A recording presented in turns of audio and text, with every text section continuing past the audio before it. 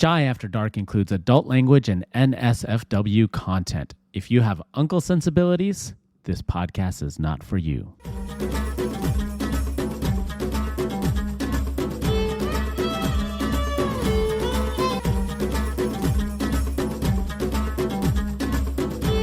Hey, potty people, it's your captain speaking, Captain Ron from GreatPods.co and co-host of Jai After Dark. We have a special crossover episode in the feed today. Shabnam, aka Num Nums, was on the latest episode of Psych Legal Pop Podcast with hosts Brooke and Tess. Now, about Psych Legal Pop, it's a pop culture podcast hosted by an attorney and a psychotherapist. Brooke, the attorney, and Tess, the therapist, as they discuss in the latest in pop culture. In this episode, they discuss Adnan Syed, who was convicted of murdering his high school girlfriend in 2000. His conviction was overturned in 2022 and was released from prison. Despite the conviction being reinstated due to procedural appeals, he remains free. But before we get to that, they spend the first couple of minutes discussing Sweet Bobby, the catfishing stories. And you know I love Sweet Bobby. And you already know Shabnam will bring in the South Asian perspective. Shout out to Psych Legal Pop Podcast, and the links to listen to their podcast are in the description of this episode. On that note, let's go. All right. So today we're primarily going to talk about the Adnan Syed case. If you have not heard of this case, you have been under a rock, because he was the subject, his case and his false conviction, or whatever you want to believe, was the subject of season 1 of Serial, which really is sort of like the grandfather or the grandmother of all podcasts and then true crime podcasts. And I can't believe that was 10 years ago. And then we're also going to talk a little bit about Sweet Bobby, because Brooke and I covered that last week. And Brooke and I had different feelings about, the main, God, I've forgotten her name already. It's been a week. Curate. Thank you. Yeah. We had different feelings about Curate and all of that. So yeah, we would love, Brooke has questions, but I would love to get your take on Sweet Bobby. Had you listened to the podcast? Yeah, I listened to the podcast and then watched the documentary, and we covered that as well a couple weeks ago. So it's such an interesting and crazy story. And I have mixed feelings too, because, my biggest thing is, if someone's in witness protection, why would they be Facebook messaging you? And even if they weren't a catfish, that's at least somebody that's not very intelligent and or careful with their safety or yours, right? So that's always something that's really bothered me about this. But I do understand that Simran, the catfisher, she used all these different profiles, and I think it is actually fascinating, and I would love to know how she actually pulled this off and how she actually did it all. But using all those profiles of this network of people that she kind of knew, that Carrot and her both kind of knew, to reel her in and kind of keep her manipulated and in this situation. But I did hear your guys' episode, and I think it was Brooke who was saying that, if you don't see me in a few months, I'm out or whatever, right? And I totally not agree even with a few that. months. Yeah. Yeah. I mean, yeah. Have you if a man likes you, and he wants, he's going to find a way to be with you. Yeah. Yeah. And so Tess was kind of, I was very much I can't believe this woman. This went on for almost 10 years. Yeah. And Tess was kind of trying to defend her using this argument of, well, culturally, it's very important that it's a part of our culture and the getting married and all that kind of stuff. And I'm like, okay, but still, I'll give her a pass for a little while, right, on that issue. Yeah. But it just seemed like I just found it so hard to believe that she could just believe this stuff and go on for so long. And so I was curious to know what you thought about the cultural aspect of it. would someone really be that desperate to get married to, Well, yeah, I mean, there's a huge pressure to get married, to have family. Like, I think at one point in the podcast, she talks about, until you get married, you're kind of looked at as a kid, which, which I've seen as well. I think all of this, like how extreme that is, depends on sort of like your subculture that you originally came from within South Asia, potentially, and then like your subculture and the way that your parents are and the like community you're part of in whatever diaspora place you're at. So there's like a lot of variation in that, but it sounds like her situation was very there's a lot of pressure. But I also think like, okay, so if there's like a ton of pressure to get married, would you be like, let me just give someone forever? Right. Or you'd be like, okay, because you could also go the other way and be like, the first time someone does something, I'm just going to like be done with them because I don't have time to waste. Right. So like it just kind of, I think it's like almost like a psychological reaction. But you could see that with her previous relationship too, because that was like on and off for like 18 years. She let this guy like come back and forth. So I feel like this is kind of a her thing of like, just like, not maybe feeling worthy or whatever that kind of is. Yeah, that's interesting. And also, what did you think of her parents' reaction? Because they seem to go along with it for quite a while as well. And you would think that they'd be a little more savvy. Yeah, I mean, so I feel like there's a lot more about this story that we don't know, like what her relationship is like with her parents, what her family's relationship is like with her cousin Simran's family, and like what that dynamic is. I think there's like so much we don't know, because like it seems so they purposely withheld, the mom and Kira purposely withheld the information about, oh, she's about to get engaged to Bobby from the father, because the father, as like this traditional patriarch, would reach out to his father and be like, oh, let's like, have a party or whatever that is. Right. So, they intentionally, so Bobby kind of Simran manipulated them into not talking to the father. But it's just also like, well, the fact that the mother went along with that, it kind of maybe makes me feel like there was a distrust of the mom and the daughter of the dad. Like they couldn't tell him like, hey, this is what's going on and don't reach out yet, or ask him what he thought. It just, I think there's like just a lot of family dynamics missing here. Yeah. And also their background is this very kind of niche, these Sikh people living in what country was it? In Kenya.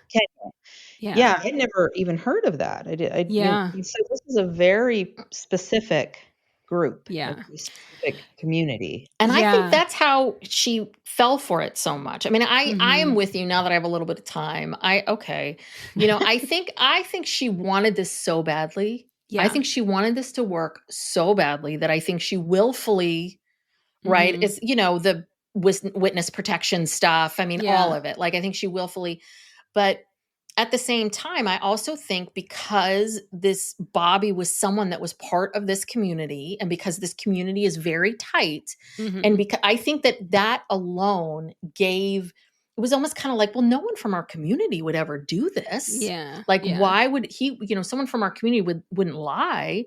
So I really do feel like that's what they kept going back to, even though if it seemed insane. And what I was telling Brooks, I don't know if you remember this from the podcast, because when we covered it last week, I just watched the new documentary and they didn't talk about this in the documentary, but I remember distinctly, like, Simran had to apologize to her, and apparently the apology was not very good. Right. And that Simran's parents really went to Kirat and her family and was like, we just need to not talk about this anymore. Like, they really were denying it. Like, they weren't willing to take any ownership of the fact that their daughter did this. They just wanted it to go away. And they totally were so dismissive of Kirat's feelings. And I was like, I think that's a huge problem. Yeah, like they're much more concerned about their reputation and how they look in the community and to other people than necessarily like Kirat's feelings and what happened to her. Right. And that's the other thing about Bobby too, right? Wasn't Bobby from a well-to-do family? Yeah. And so I kind of feel like that played a little bit into her giving it more time too, because she felt like, oh, she's getting, maybe this guy that's like a little out of her league. And so she like she like let him kind of let the situation go for maybe even longer.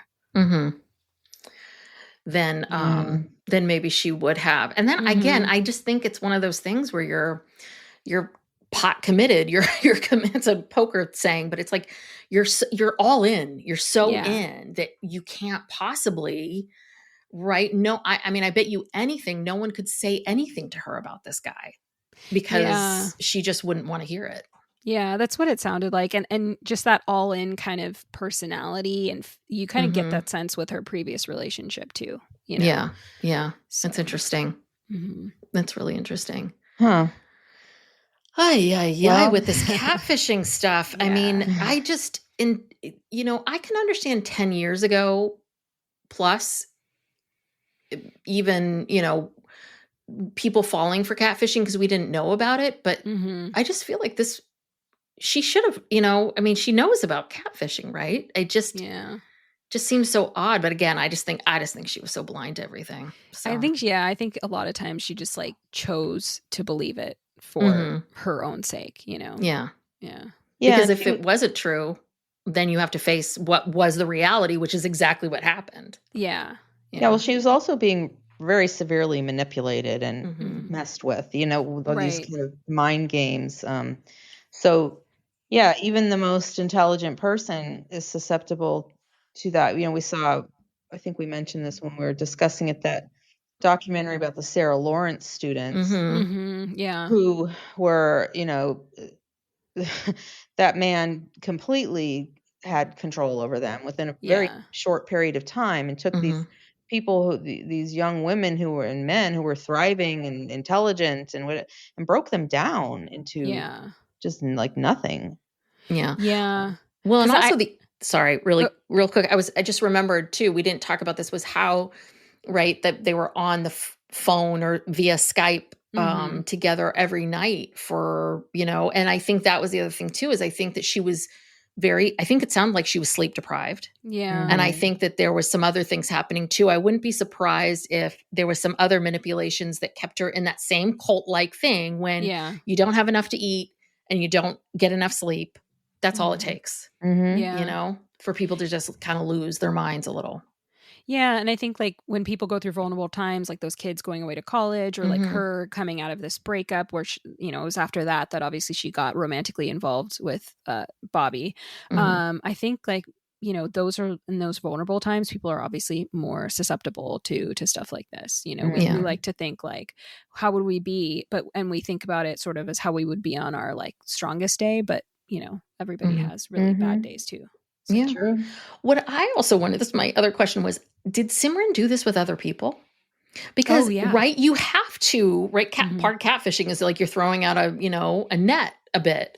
So did she do this with a lot of the people that she encountered in her lives, like other cousins, other people? And it was like, oh, good, it's taking hold with this one. Okay, great. I'm going to lean in and really focus on this.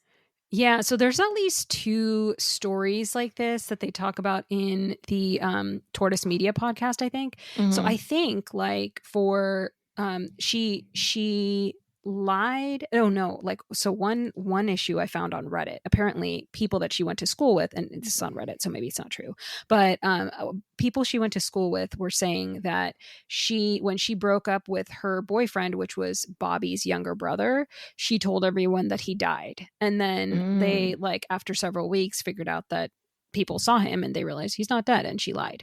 And so that was that. And then apparently the real Bobby said that she when his little brother broke up with Simran basically tried to concoct some story about how she's in the hospital and she's in danger of dying and he needs to come back to her and like that kind of thing. But he ended up not falling for it. So she's just wackadoo. Yeah. But yeah, and she's not really getting punished for it. So is she still doing it? Is Simran's still out doing these things? Because it doesn't sound like she got any real punishment for it. Yeah, she could be. She didn't go to jail. Yeah. And I think that's the interesting part. Brooke, I'd be interested to hear more on like the legal side of like what you thought about this. Is it doesn't fit into like a really good, like a normal crime.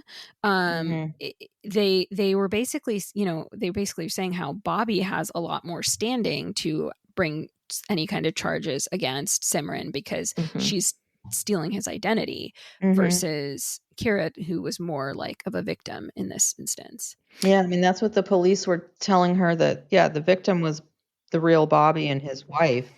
But, this is in England, and I don't know what their laws are like. And, a lot of times it takes the law time to catch up with technology. And so I don't know what year was it? I can't remember like how long ago it was like 2019, I think, is when they. And maybe at the time they didn't have any laws on the books, and I'm not even sure if I would hope we have them here in the United States to look into that.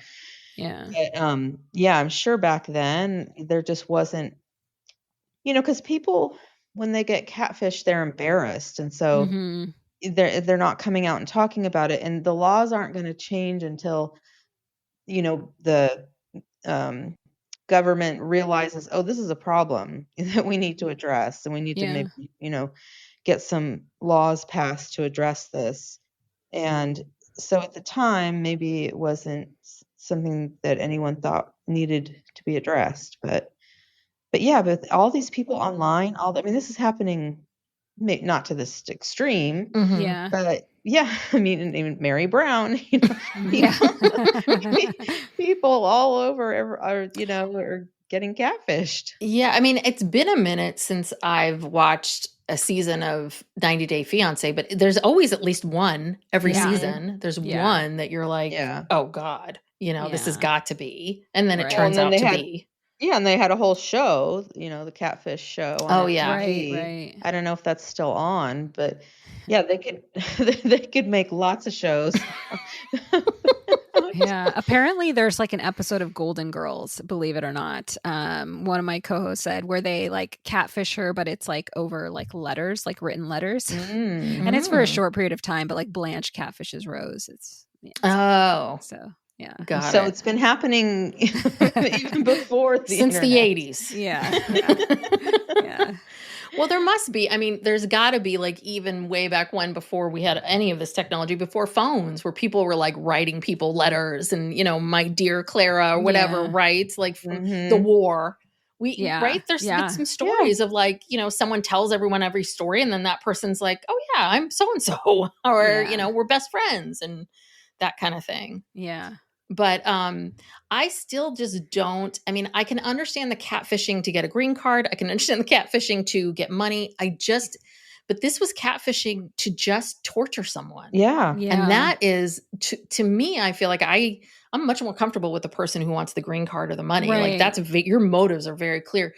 This is like a sociopath. Like you tortured this. You are now, and she is still being tortured. Yeah.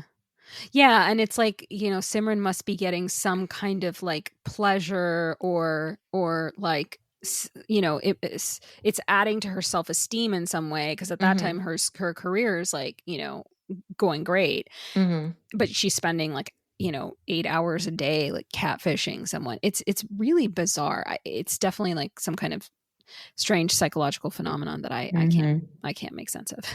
Yeah, it's definitely some kind of mental illness. But we haven't had, I would love, I guess I have to do some research. I would love to see a documentary where they interview people that, is there a clinic where they're getting these catfishers and they all come together like Dr. Drew or something? We all maybe need to like get a reality show where we can find out from these catfishing people, like, why are you doing this? Please explain it. I just want to know why. That's all I want. So that'll be our next project. Yeah. Catfish house. All right. Well, let's talk about Adnan. So, Shabnam, do you want to give us like a quick synopsis of the case? Sure. So Adnan Syed's case is about 25 years old, and it's about the murder of Heyman Lee. So in 2000, he he was Heyman Lee's ex-boyfriend, and he was convicted of murdering her and sentenced to life in prison. She went missing when she was a high school senior in Baltimore County, Maryland on January 13th, 1999. She was last seen driving her Nissan Sentra to pick up her cousin, which she did often, and then going to Lens Crafters where she worked.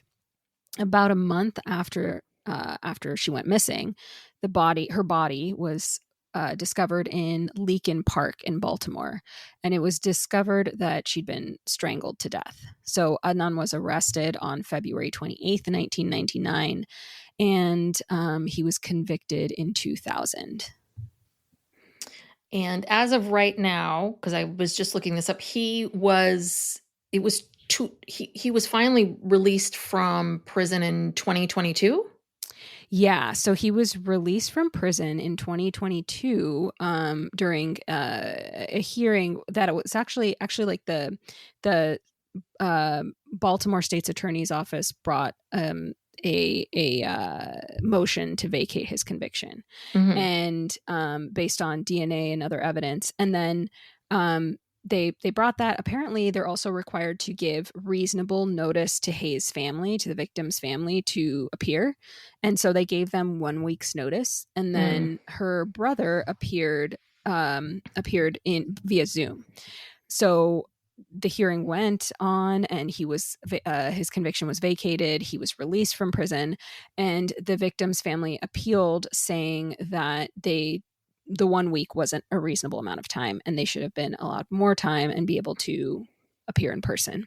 And then and then from there, there's just been like a series of appeals, and finally the Maryland Supreme Court decided, like in August, they basically said, yeah, we're going to reinstate his conviction, and we want to rewind the clock so that he we want to rewind the clock to 2022 so that you guys, like everybody, has to do over the 2022 hearing, but he could stay out of prison. Oh, so this is still hanging over him. It's still hanging over him, but he's out with a conviction. It's like really weird. Yeah, I mean, I don't think there's no reason to believe that the outcome is going to be any different. I mean, they morally and legally needed to dismiss this case. Yeah. And they tried to do that even after the flub with the notice. Didn't they say, okay, we just want to dismiss the charges? Yeah, they didn't. They could have charged him again, but they chose not to. Yeah, but then the judge, that wasn't good enough for the judge. The court, the next appellate court it went up to, said, well, no, you can't do that. We got to start all over again and go through the whole. It's a due process thing, Yeah. But the writing's on the wall. They are going to now just shore everything up, and they're going to have a hearing where I think the judge said you need to give more of an explanation of why you're dismissing this case, because they were doing it because they had egg on their face. Yeah. All this stuff was coming out about how they never even did any DNA testing. They had her clothing, they had her rape kit. Yeah. Just sat on it. And then when it's discovered years later, they do the testing. Oh, there's no DNA from him on this stuff. And it was just embarrassing. All these embarrassing details started to come out.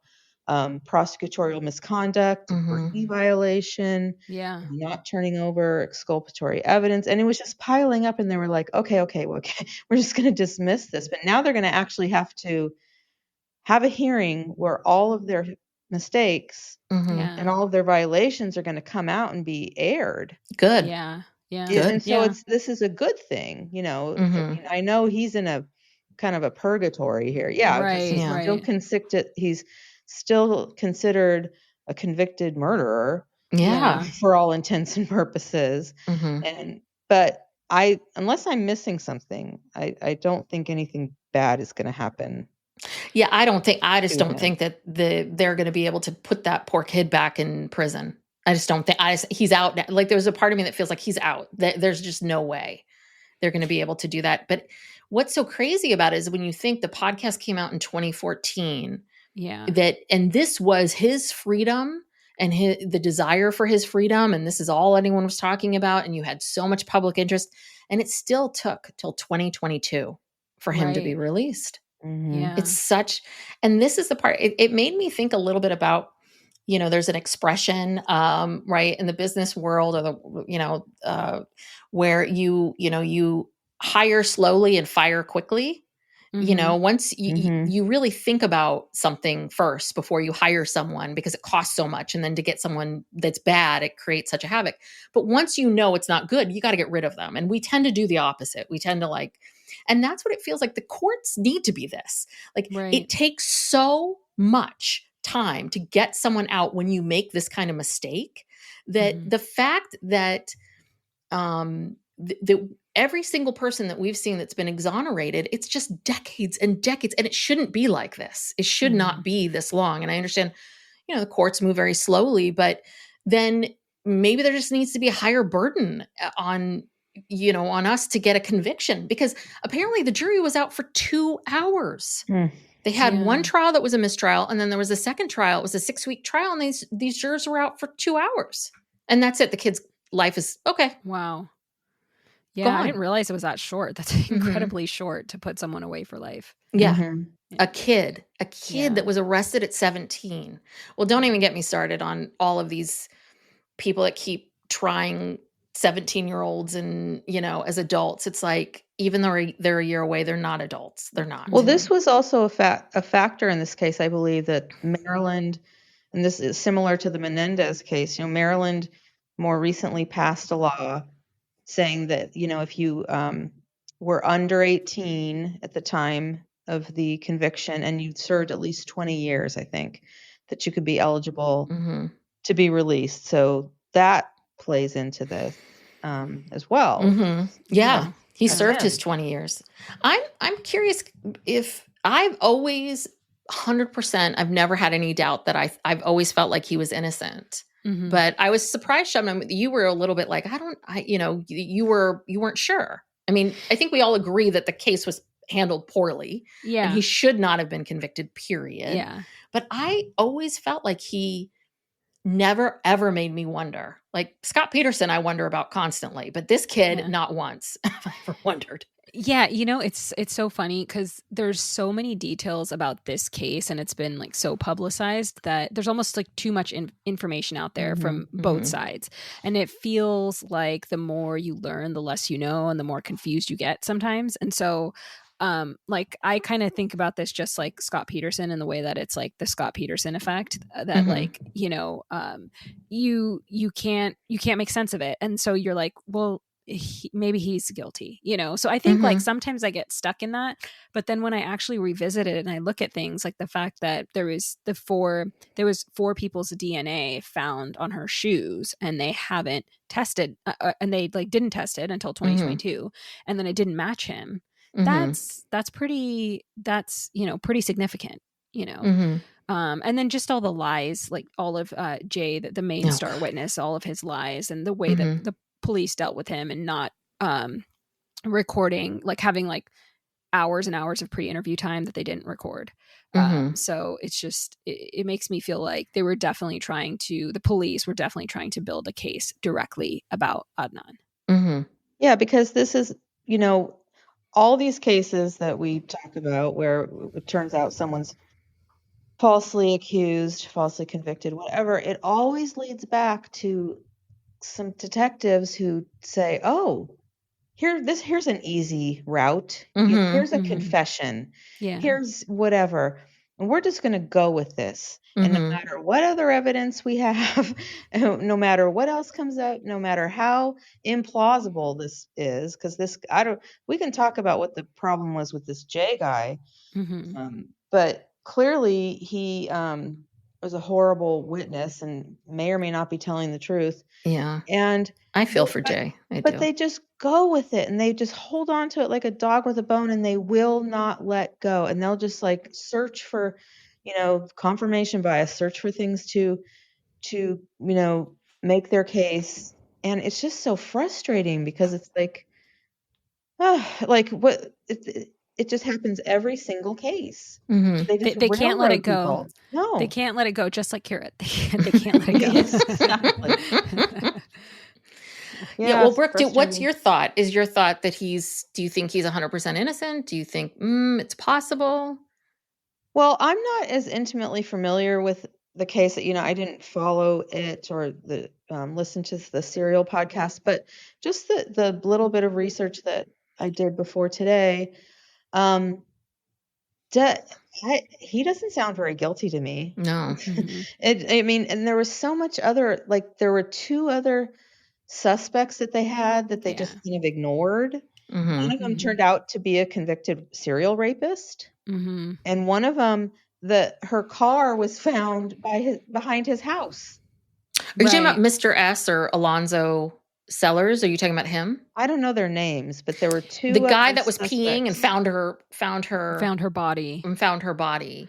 Yeah, and then there was also her current boyfriend at the time that she died, right? Don, yeah. Mm-hmm. Don was the one who tried to use his alibi, tried to make an alibi through his work, but then they discovered that it couldn't have been him because there was some of his time cards that said Don and some of his time cards that said Donald, and it was an automated system, so it wouldn't have done that with a different name and a different and 2 different employee numbers. And so his alibi got shot and he was using that as his alibi. Mm-hmm. So yeah, that was interesting. And then I think you're right. I think Alonzo, the person that found her body, was the one that was the convicted rapist. Was he? I thought he just exposed himself. I just thought he was that's right. He went on to become afterwards. After. Oh, yes. Okay. Well, then there you go. Because what really always hit me about Adnan is, we know, if you watched enough Dateline, that okay, yes, always the boyfriend or the ex-boyfriend, right? I get you. I understand why you're zeroing in on Adnan. But every single time you would hear some story from one of their friends, like, oh yeah, Adnan got jealous. Or Adnan, oh yeah. Stories would start to come out about that particular person where they would get very jealous in relationships and there was some abuse, right?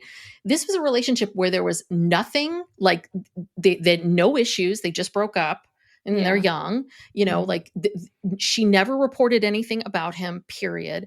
And that this entire time he's talking to, this podcaster, he's talking to all these people, and the way in which he would talk about things, he just was, you didn't get the sense that he was thinking much about what he was saying, which to me means he's just being truthful, which is he's like, God, I don't know. I was smoking a lot of weed that day. And I don't know. I thought it was this and maybe we were there. I don't know. I mean, it really felt very genuine, very, very, and truly genuine in the sense of well, why would anyone think me? It's just all of it. It just seemed so real to me. And I just feel like there's just no way. There's just no way that he, without any prompting, without anything, this kind of very casual, laid back guy, the same guy who, when you talk to him, I mean, he was been wrongfully convicted, spent more than half his life behind bars.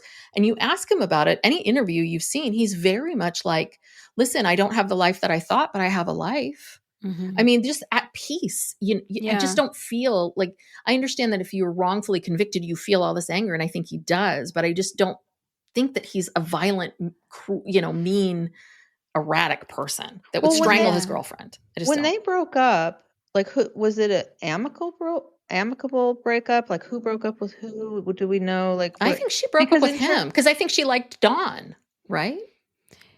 Yeah, and I think they weren't getting along, and I can't remember exactly, but I think also that she broke up with him, and yeah, she did like Dawn. Dawn, I think, was a little bit older, and that's the other thing too. Dawn was what, 21? Yeah, I mean, she was 17. Yeah, Ugh. Yeah. I mean, that's weird. Why would someone who has a job? Well, one's crafters, but I mean, why someone who has a job? Why would you be interested in a 17-year-old senior in high school? Yeah. That's just gross. Yeah. So that just makes him seem something. Yeah. Right there. Yeah. But you could see as a young girl, you're like, oh, this guy's older, I think buy alcohol. Yeah. Yeah. Yeah. Yeah. Always thinking, Tess. Always. Yeah. Oh, yeah. He's, I mean, I can see how a 17-year-old would be interested in him, but it's just with the time, you're like, ooh, that's kind of, that's not great. Right. But the biggest, I mean, if you talk about themes with this case, this was very much, you've got two families, both immigrants, both, neither Hay nor Adnan's families knew about the other one, knew that they were in a relationship. Both families were very anti-relationship. And I think this also added to a bit of like Adnan's sort of mental state or what was going on at the time. Because I think he was very used to kind of leading a little bit of a double life. Like I think he was, I think he was the good kid and he did what he was supposed to do and all that. And he did all that stuff when he was home. But his parents, his parents had no idea he was smoking weed and driving around and cutting class, or dating a girl or anything. Right. So I think that's the other element of it too, of him being a little bit casual about everything and kind of like, oh, well, maybe his stories didn't always stick. It was a little bit of like, these two have been pretending, for a while. Yeah. And I think that maybe the prosecution tried to use that as like to show that, oh, he led this double life and he's like this dangerous person that leads a double life.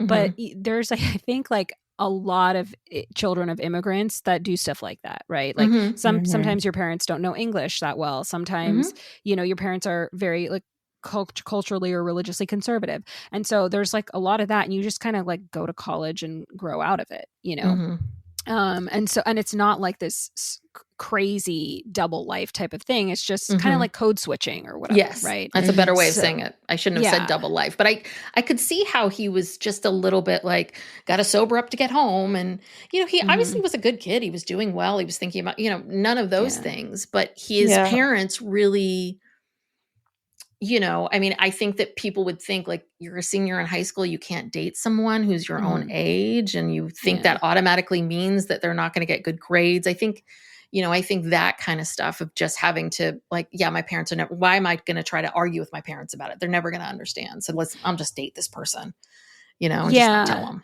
Yeah. And the thing is, like, I think like for most immigrants' kids, it's like, okay, that's you're 17, you're 18, then you're 19, you're 20, and that kind of is over. Like you kind of go to college and you just kind of like move on and you like grow up and it's fine. You have sort of those like really funky, angsty years of like 16 to 18 maybe, but then it's done, right? But it just, I think this happening at that point in his life also was an odd kind of very intense time of having this like intense code switching / double life type of thing. Yeah. Well, and going back to like the bad detective work, why in the world does teenagers break up all the time? Why does breaking up with someone lead to strangling them? You know what I mean? I mean, it's without any other evidence, with no physical evidence at all. And, there's a lot of discussion in this case about alibi and where were you? And, it's like not everyone has to have an alibi. I mean, can you pinpoint where you were at every moment of every day all the time? Yeah. I mean, again, it's just such sloppy detective work and sloppy prosecution. It's like laughable. Yeah. And there's all these other people around, all this other stuff. And I thought it was interesting, Shabnam, what you brought up about the technology, that's like the cell phone tower pinging is a huge part of the case. And yet it's in its infancy, really, in technology. And and it's probably most of all of it is wrong. Yeah, it was really unreliable. It's totally unreliable for incoming calls is basically what the fax cover sheet said, but they didn't provide that to the defense, and it was found much later. Like, I think one of the undisclosed hosts found that, the Undisclosed podcast. And because I feel like when Serial was happening, that she had this whole thing came out, because I think that Serial did uncover some things. I remember the fax cover sheet was one. There was something else. Maybe, I didn't realize the Asia McClain stuff had been going on since moment one. But I thought that was discovered with Sarah Koenig and her investigation. Maybe, could be wrong about that. Yeah, so like it was, and the incoming calls that he received were the ones that pinpointed him at Leakin Park where they found her body, and those were the ones that were unreliable. So it's pretty bad for the prosecution. Yeah. Yeah. And that was a different time too, because it's interesting because he would lend Jay his car and his phone, right? Mm-hmm. Like you don't have your phone. Everyone now has a phone and everyone now has these things attached to us constantly that, when someone doesn't have their phone or they turn it off, that's suspicious. But Right. yeah, this is a kid who didn't have his phone all the time. Like, how can you even say just because he was getting these phone calls, like that doesn't mean that even if that was correct, that still doesn't mean he's there. Right. Yeah, Unless you can prove he's making those calls. We can't judge it by today's standards. Yeah. Everyone's got their cell phone glued to their body at all times. Yeah. And apparently he just got that cell phone like a few days before the murder, and he was like the first of his friend group to get it. So he was sharing it. So it wasn't even like it was always with him. Yeah. Yeah. That's what I'm saying. It's like now if someone says, "Oh, I left my phone or I turned it off," everyone's like, no, you didn't. Oh, it ran out of battery. Really? But then, you could totally see he could have given that phone to anybody at any time. I mean, well, if we think Adnan didn't do it, how do we explain Jay? Why would this guy give a false confession incriminating himself and then he went to prison, right? No. Yeah. So he had some other criminal things that happened afterwards, but so he got like a blanket we see deal it, where everything went away if he would testify against him. Well, what happened was that because I watched recently the HBO documentary, the 4-part documentary, and I think that came out in like 2018, 2019. But this was one thing that a lot of people didn't know, which is number one, the jurors didn't know that Jay got immunity for his testimony. They also thought he was going to get in trouble. But basically, he got a sweetheart deal. They gave him 5 years suspended sentence. So he never served any time. And I personally, my thought is, I don't have anything to back this up, but I think that everyone said that Jay was a little odd. I think Jay smoked a lot of weed. I think, Jay's a black man in Baltimore. He is 18, 19 years old. He doesn't seem to have a car or, you know what I mean?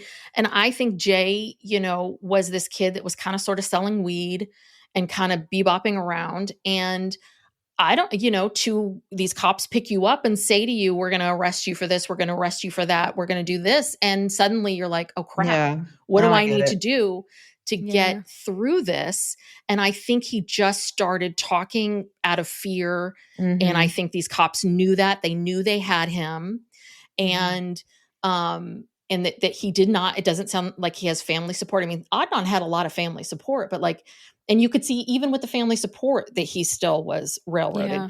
But I don't think Jay had a lot of support. And I think that he just got scared and was like, okay, I'm just going to, what do you want me to say? I'll say all this. Because I do remember in the podcast, at one point, Sarah Koenig and someone else go to Jay's house. They find him. They go to his house. And I remember her describing him, because here it is. It's like 15 years later.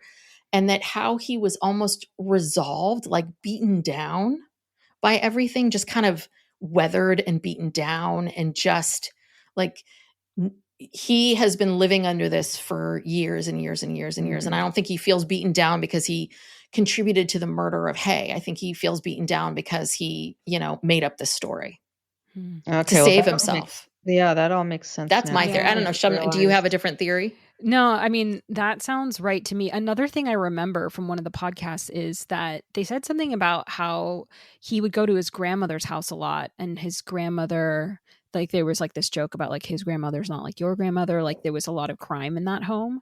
And so I was like, that's another sort of point where he could have been leveraged and, potentially given a deal for some crime that he's done there or some other things going on there that would have led to exactly what you're talking about. Because was he working? Because I think that he was just kind of maybe selling a little weed, just kind of sort of working a year out of high school, still hanging out with his high school friends. I mean, he seemed to be kind of this lost kid who was always a little quirky. Right. Yeah, and everybody knew him as somebody that makes up a lot of stories. Yes, and he was a big storyteller. But yeah, when they started talking about how just about how his stories, because his stories were constantly changing, and they were constantly changing based on the evidence. And each time he would go back in and be interviewed again, and he'd have to come up with like a new story because, we got some new evidence. Okay. How can Jay now make it really seem like it's, how can Jay sell this? Yeah. Kind of. Well, yeah. So, I think like Susan Simpson from the Undisclosed podcast, she like listened really carefully to the audio tapes, and she noticed that every time he would kind of go off track or kind of hesitate, and he would get silent, and then there's like a tapping sound in the audio tapes. And so she theorized that the police were tapping on the map to like indicate to him where the story needs to go and what he needs to say. And then he would say, "Oh, sorry," and then he would start up again and get back on track with the story he was saying. So that was pretty damning, I thought. But did the defense have access to? I'm assuming they had access to that at the. Yeah, beginning. I think they did. I think they did. That's another issue. This attorney that he had. Yeah. Christina Gutierrez. Well, and that to me feels like, because they did later find out that I guess she died of complications related to MS, that I don't know if it was because of the MS or something else was going on. Like, things were falling apart at the end there, that she was really struggling and had done a lot of stuff that was, definitely Adnan had a case for the fact that he didn't have proper representation. So I never quite understand, once it was revealed that she didn't follow up with Asia McClain and this and this and this, that's not enough to get a new trial? Yeah. Yeah. And then apparently her closing statement, which she wrote from her hospital bed, was like talking about like Pakistan and the mountains there, and like rambling on about that. It was like irrelevant stuff, and things that maybe came up during trial in a frankly like racist way. And like this was in her closing statement, which she wrote from the hospital. And so it just kind of makes you think, like, maybe at that point, again, like another person that needs to let it go and turn it over to someone else. Well, yeah, and in one of the appeals, like one of the first appeals, Adnan was appealing on one of the grounds was ineffective assistance of counsel, and they brought up the fact that I think there were many things that she did wrong, but one of them was that she didn't. What was it that she specifically didn't use some important piece of evidence in trial? I don't know if it was it the alibi? It was Asia McClain. Alibi. Asia McClain. That's the alibi. Yeah. And the Court of Appeals said, "Oh, no big deal. That was just a tactical decision, because there's plenty of other evidence to show that he was guilty." And it's like, really? Like an alibi? Yeah. Yeah. Okay. Yeah. It's at every level. The courts are just very reticent to disturb anything. The rate of success on appeal is like less than 2% or something. I mean, it's just. Well, and I remember in the HBO, the documentary that I just watched, they were talking about this, where this is a part of the system that's a problem, is that these prosecutors, winning is what they need to do. They need to put quote unquote bad people away. And so there's such incentive for them to be convicting people, right? To get the conviction, just like with the cops, there's no incentive for them to get it right. I mean, other than, I don't know, being a human being. I mean, that shouldn't be such a big deal. But I do think that, unfortunately, a lot of these systems, we have to create systems where the system supports the fact that you need to be careful and mindful about who you're going to convict and who you're going to, what you're going to do. I just saw recently that, am I getting the name right? Ryan Ferguson. He's a kid that was wrongfully convicted and spent 10 years in prison because his friend had a dream that he and Ryan killed somebody, and they convicted him. And his father spent a decade. I mean, he was a white kid who his father spent a decade like trying to get him out, and he just got awarded something like $40 million. Wow. And that's the biggest judgment I've ever seen. Like, it's something about, the 38 million of it is in punitive damages, like for the time that he spent in prison.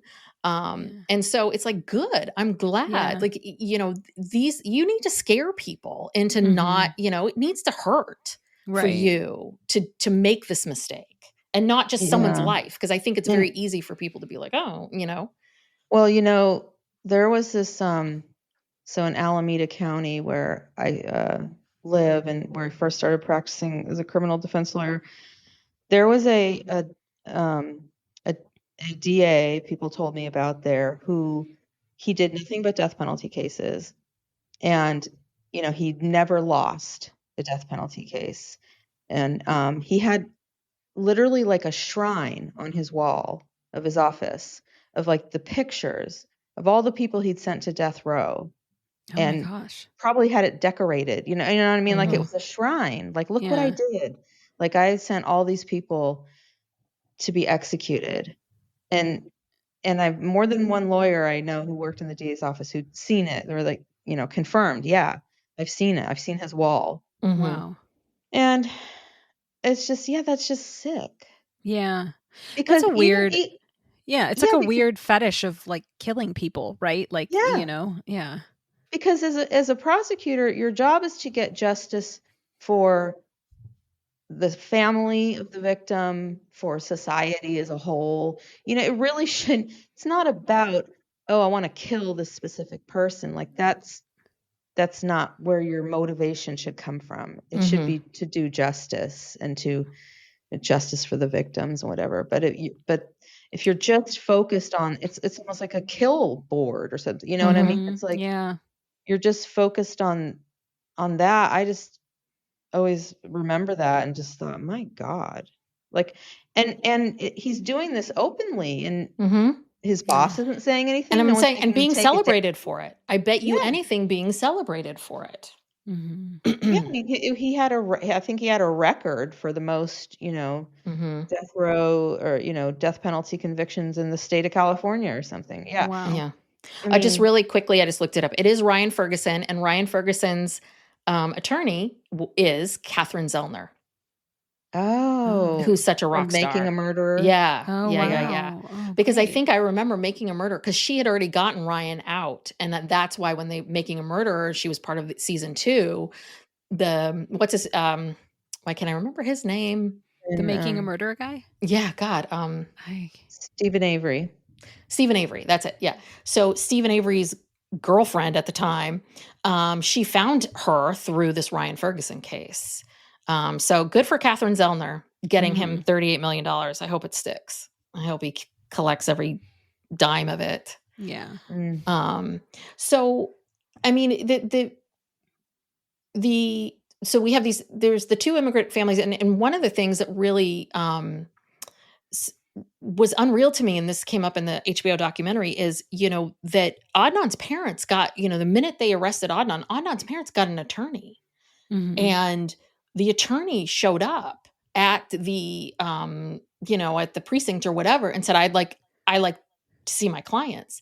And the cop said to him, well, he's not requesting you. And the guy's like, yeah, because he doesn't know I exist. I was just hired by the parents. He's 17 years old. And basically this guy was just sent away. They basically said, constitutionally, we don't need to let him know that you're here unless he requests you. That's so fascinating. And I'm like, is that real? Because I didn't think that's how that worked. I thought the minute the attorney comes in, you have to at least let the person do that. But he's a minor too. Right. Yeah. Yeah. And that's the other thing too, is I just remember that whole situation going, if this was a white kid, in this affluent family, I swear to God, you would have let that goddamn attorney in. But it's like they just, and the parents had a lot of faith that the system would get it right. And of course they wouldn't convict Adnan. And I think that's the other part of it too, is they really, the racism and the just taking advantage of this family. And then this kid, he's 17, you have nothing. Like they just decided, we're just going to treat him like shit. Yeah, they I feel like that scene you described is like the scene in so many shows, right, where like a rich kid gets like a DUI or something and the lawyer comes in that he has no idea about that the parents hired and like gets him off, right? So it's really odd that what they weren't allowed access to him. So what does happen? Let's say I get arrested and someone hires me an attorney, I don't know it, and I'm being questioned, and my attorney shows up. Don't they legally have to let me know, hey, there's an attorney here for you. Would you like to speak with them? Or no? Or is it not until what they claimed was that Adnan needed to ask for the attorney? I think that's you true. Don't think so? Okay. So because I used to go visit people in jail, my clients in jail, and I would just show up when it was convenient for me, just show up. They didn't know I was coming. They didn't request me. There was nothing that had to be filled out. As an attorney, as an officer of the court, you show up at a jail and you say, I'm representing this person. They have to take you at your word. Yeah. So that was just untrue. Yeah. They basically sent this guy away. And I was kind of surprised too. Like, and then you left? Like if you're the attorney and you know what the law is and you know that you were just hired and this kid's 17, I mean, wouldn't you be making the biggest stink? I was just kind of surprised he left. I was like, why don't you just go?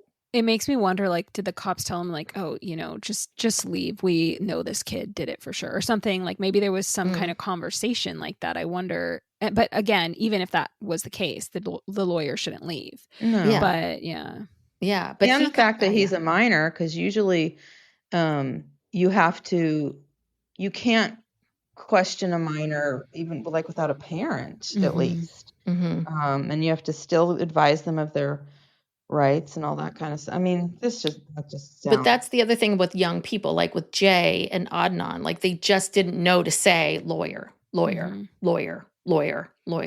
Because as we've seen with a lot of these cases, when they're railroading someone, is you just need to be able to say lawyer to show the cops I'm just as smart as you are, maybe even more. You're not going to corner me.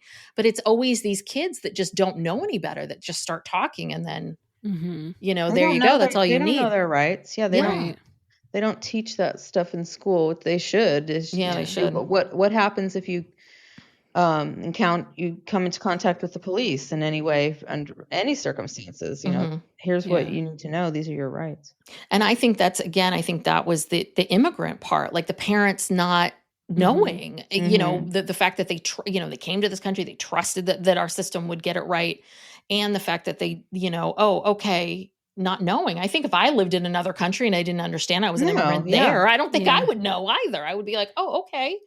Yeah, they apparently, I heard in one of the podcasts that when the law enforcement first came to their house to get Adnan, they invited them in and they like gave them like orange juice and offered them tea and stuff like that because they just thought like, you have to be nice. Yeah. Like, and you have to be nice that would somehow be beneficial to their kid and them. And that's not how it works. Right. So yeah. Oh my gosh. I know. I always told my daughter, when she became a teenager, I said, look, if you ever get arrested, just go, don't say anything. Just go to jail. Call me. I will take care of it. Yeah. That's what I told Max too. I said, listen, call call Brooke.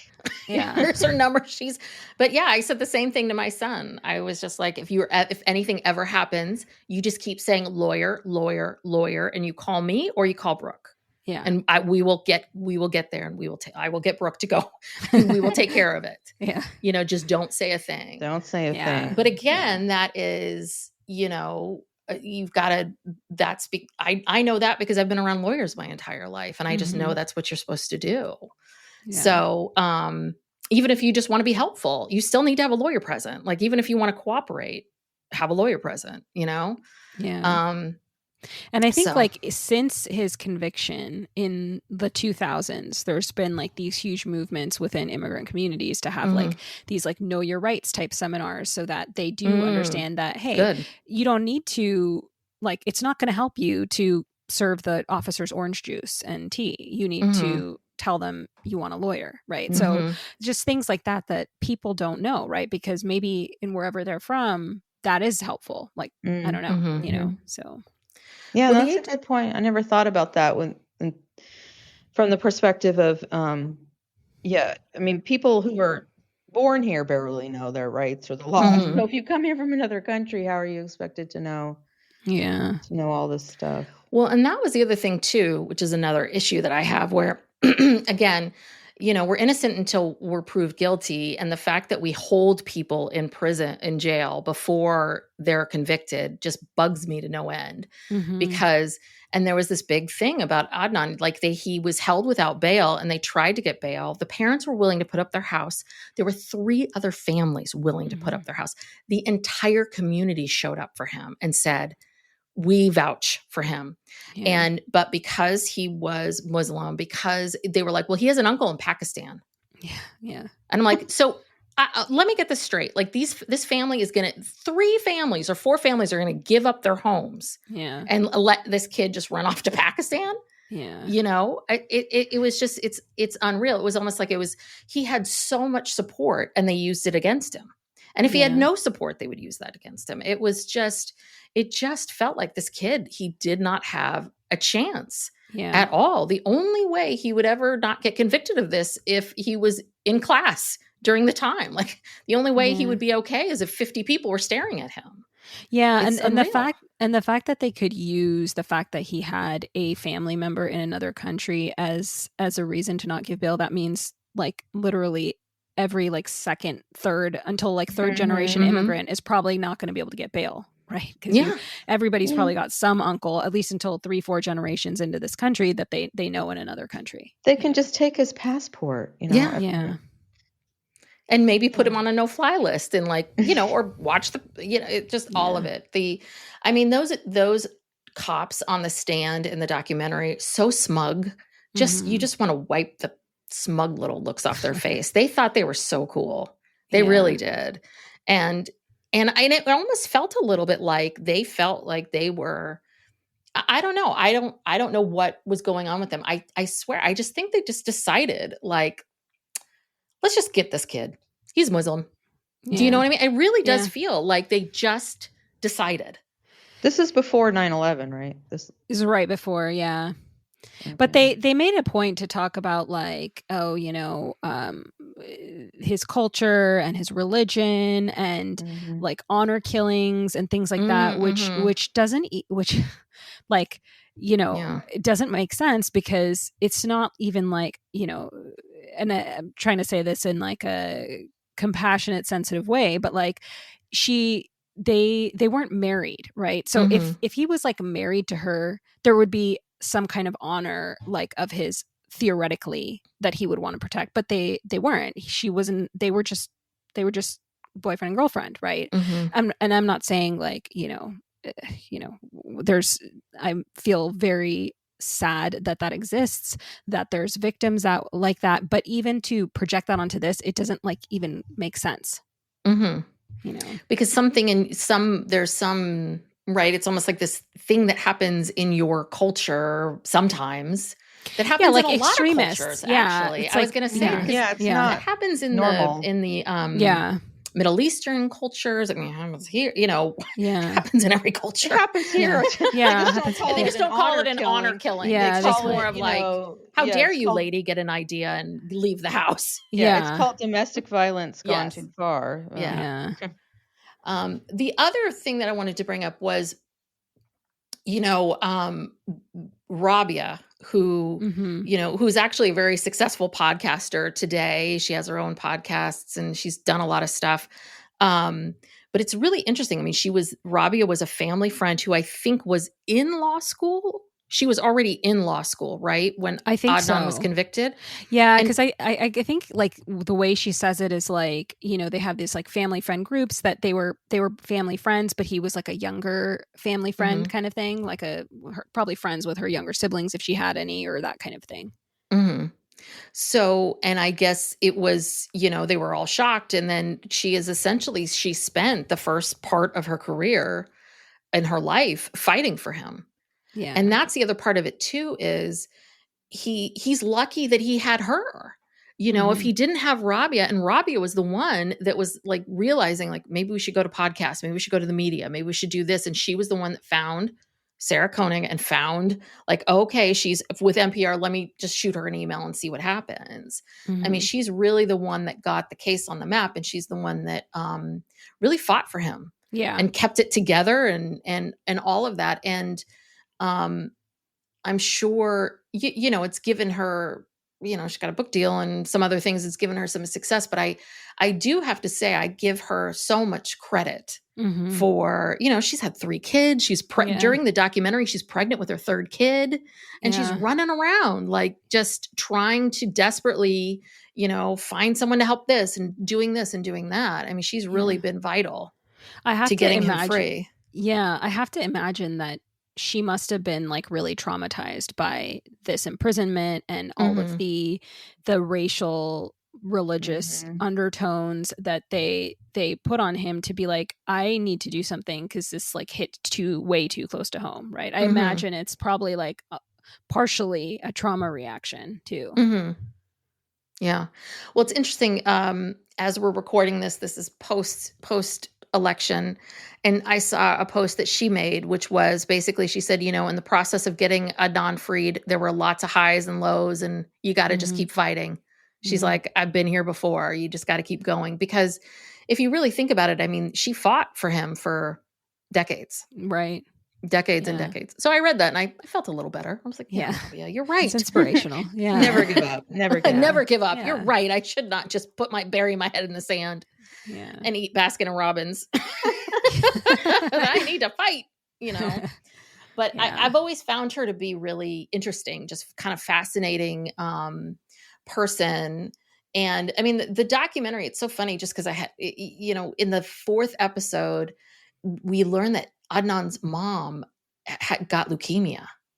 I mean, that was the hardest thing to watch. Like the mom is so, you know, this mother is just, and that's the other part about this family is Adnan's family is they so understand Hayes' family. Like they absolutely, anytime they talk about it, they said the real victim in all of this is Hay. We feel, we want to get her justice. We want all of these things. Like the fact that Adnan's mom, she'd be like, well, I can at least hug my son. Yeah. And she can't. I mean, the amount of compassion and empathy, again, that's why I feel like this kid is not a killer. Like the amount of compassion and empathy that they have for Hay and Hay's family and how difficult this is for them, because I can imagine it's really hard. Hey, they feel like Adnan did it. And I understand their position. I do. Because they feel like you took my sister, you took my child, you know? And so in the documentary, we meet Hay's mom, we meet, you know, Adnan's mom. And that's always just really hard as a mother to watch. And but just like her having to tell Rabia, like, I have leukemia, and then Rabia having to say, you got to tell Adnan, you got to tell him, you got to be honest with him, and the mom being so scared, like not wanting to tell him. That's so hard. So yeah. Well, we'll have to circle back after whatever new legal developments happen. The case. It seems like it never goes away. Yeah. It seems like there's always something. Yeah, because they just won't let this poor guy go free. I mean, do you know what I mean? It's a little bit like they're not even, we still can't, he's still, you know, hanging on here. Yeah, well, hopefully soon. I mean, like I said, barring something that I'm just not picking up on, it just seems like they want to make a clear record of what is happening, and you know, then it'll be over, hopefully. Okay. Yeah, okay. So, I'm just seeing, is there anything else we missed? Maybe, I don't maybe think not. So. Okay. Yeah. I'm just looking through all of the notes. What was this about his attorney, Christina Gutierrez, his lawyer? Were you just when working with her next client, she took money from the client's family for expert witnesses that she didn't deliver? Yeah, she did. So his case was her last case, and the next client she took all this money from their family to try to get, she's told them it was to get expert witnesses, but she never delivered. And so they, I think they sought some recourse, and then she ended up getting disbarred, actually. And so that's the other part too. Why isn't that enough? Right? Because by the time Adnan probably brought his right to, what's the phrase? Right to counsel. Ineffective assistance of counsel. Right. When he brought that up, wouldn't she have already been disbarred by then? I mean, or No. this case would have been happening or something? Do you know what I mean? It just feels a little bit like, it's not like 10 years later all this stuff happened with Christina. It was all very eminent right there. I think so, because she did die pretty early on, but I don't know how the timeline shakes out to where, like, what exactly the order of events were. Because I think I remember they said that she died in 2005. So he was convicted in 2000. So she had to have been disbarred, somewhere around 2001, 2002. So maybe, I don't know, maybe he did bring this up and this hadn't happened yet. But, the case was happening. I mean, if this was the second case she took, it would probably been right after Adnan got convicted. Yeah. Oh, I thought that was you said this was her last case. Yeah, that was the last case, but then she tried to take another client. She never tried that case because it fell apart before that. And so which case was the expert witness where she ripped off the expert witness? She was taking money from the client right after Adnan for the expert witnesses, but she never delivered them, and I think they ended up firing her. That's what it sounds like from what I looked into. So Adnan was the last case that she tried. Disbarred. Yeah. So that's the last case that she tried. So my guess would be, right, she can't just wait till Adnan's case wraps up, right? You're always kind of trying to get the new case and trying to get right. If you're a criminal attorney, you got to keep, rolling things along. So that had to have been kind of happening that year if this truly was her last case, So. But that's not related to ineffective assistance of counsel, the fact that she's ripping off her next client. Or being disbarred? Well, that was all after the fact. This is all that's happened. No, I know. I'm saying it's after the fact, but at some point Adnan brought in he had an appeal. Right, but it's only for stuff that she did during his trial. Oh, okay, got it. So you can't say like, listen, the person got disbarred right after me here. You don't think this is a problem? Okay, got it. You have to show that your attorney did something that caused you to get convicted when they shouldn't, like not presenting evidence, exculpatory evidence, whatever it is, and it's directly related to your case. And it's a very hard argument to make because the court always finds, well, okay, even if the attorney screwed up here, there's plenty of other evidence to convict you, and you would have been convicted anyway, even if your attorney had brought this in. And that's basically what they said. Yeah. Okay. That clears it up for me. Yeah. I understand now.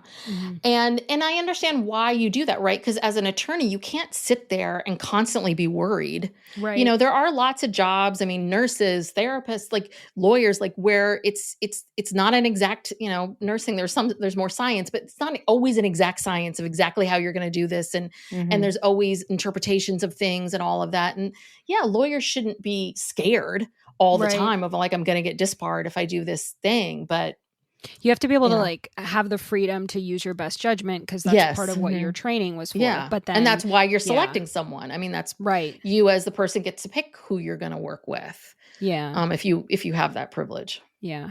So, yeah.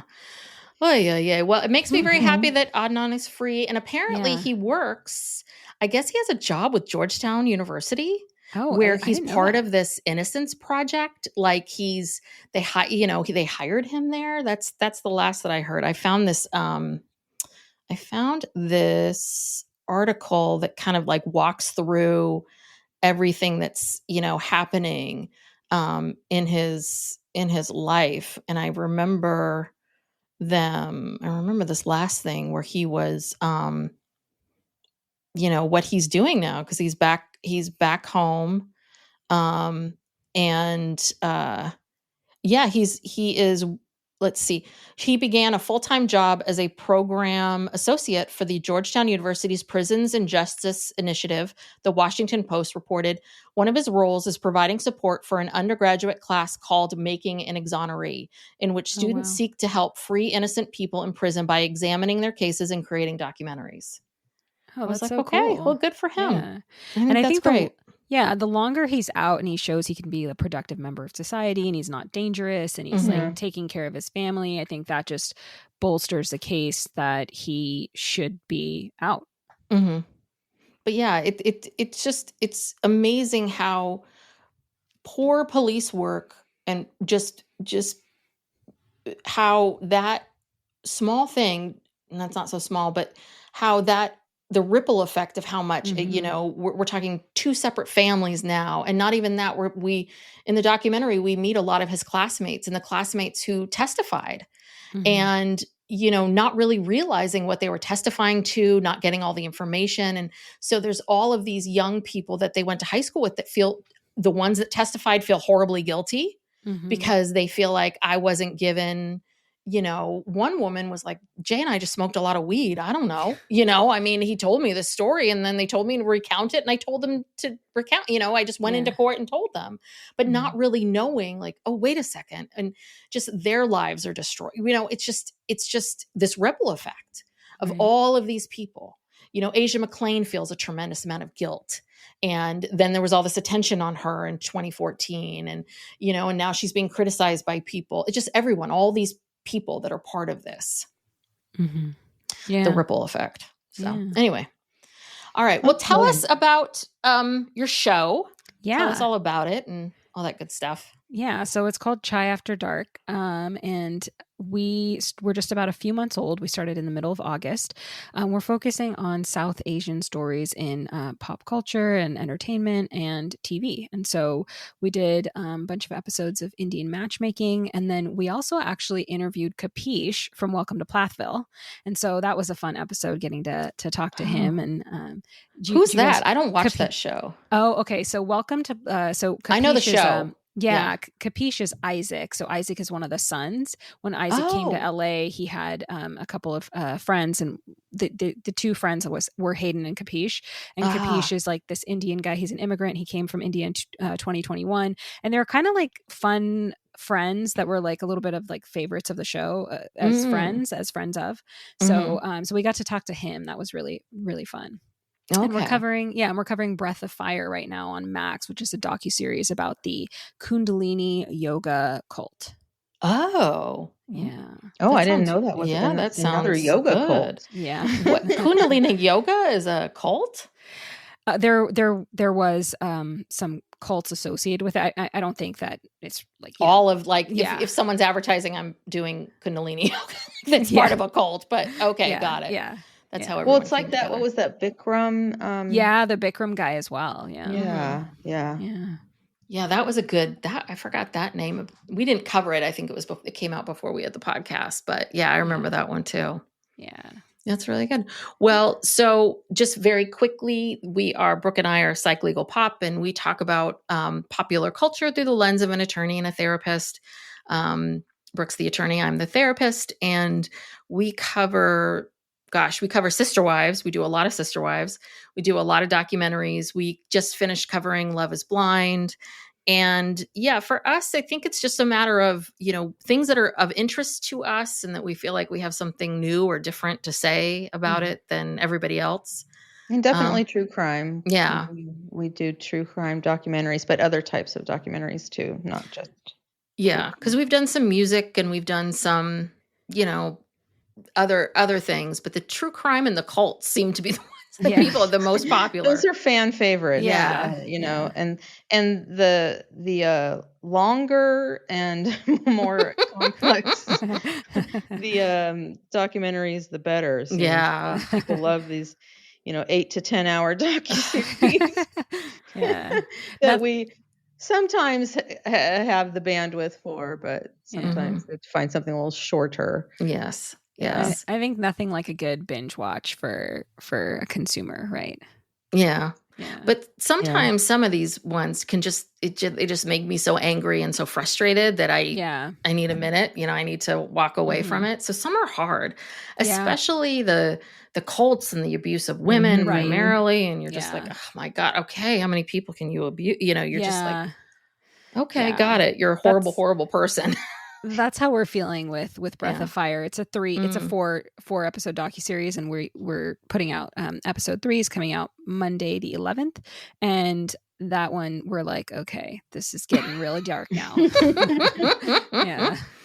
Yeah, I know all these documentaries that are now 4 or 5 parts. I think they're reverting back to 1 or 2 parts. I've noticed there's been more and more things are shortening, which they need to do, because I think just because the person maybe abused a lot of people doesn't mean we need to hear about every story. You know what I mean? Yeah. Yeah. So, well, and that's what I love about documentaries is the art form of documentary films is that you do take a lot of information and, a big subject, and you distill it down to something very digestible in under 2 hours, 90 minutes preferably. yeah. Because otherwise I don't know, sometimes, it's just too much. It's like, I want to know about this and I want to know, and that's good storytelling. That's a talent to be able to do that. So. It is. Yeah. That's my 2 cents. Yeah. Well, and I wonder about these documentary filmmakers, as someone, I've written a book.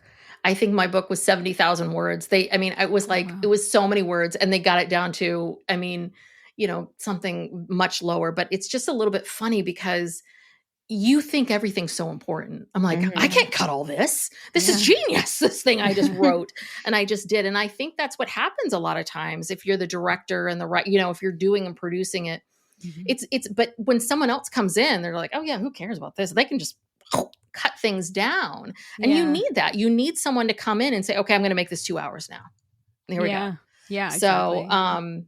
I understand. Speaking of cutting things down. Oh, okay. We got to go.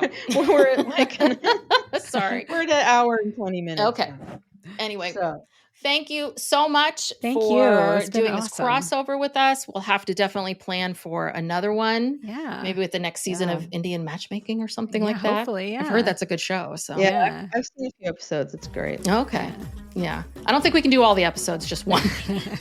Just one. Yeah. Well, I'll pick a good one. Okay. Yeah. Sounds good. All right. Thank you. Thank you. Bye, everyone. Hey, potty people, that's it for this episode. Thank you for listening, and thank you to Psych Legal Pop Podcast for the crossover episode. And check out the links in the description. Stay tuned for the next episode where we finish Breath of Fire on HBO Max, episode 4. See you soon. This episode was produced, edited, marketed, and created by Shabnam, Captain Ron, and Samim of Jai After Dark LLC in association with Great Pods.